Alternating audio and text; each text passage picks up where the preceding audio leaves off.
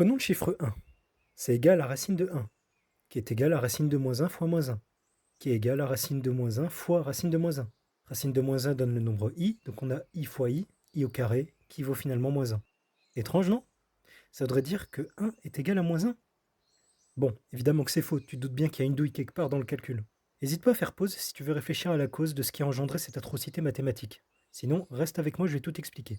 Le problème vient de la transition entre ces deux calculs. En réalité, cette égalité est complètement fausse. On connaît tous la formule qui permet de séparer deux produits sous une racine en deux racines distinctes.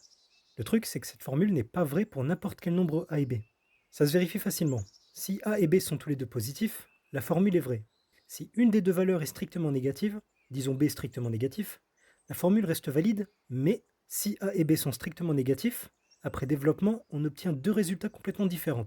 Pour que cette formule soit correcte, il faut préciser que a est plus grand ou égal à 0, ou b plus grand ou égal à 0. C'est-à-dire qu'il faudrait qu'au moins un des deux nombres soit positif. Cette propriété fonctionne si a et b sont dans R. Si on étend a et b au complexe, la formule change complètement, mais elle marche dans tous les cas. Bref, soyez prudents lorsque vous manipulez cette expression.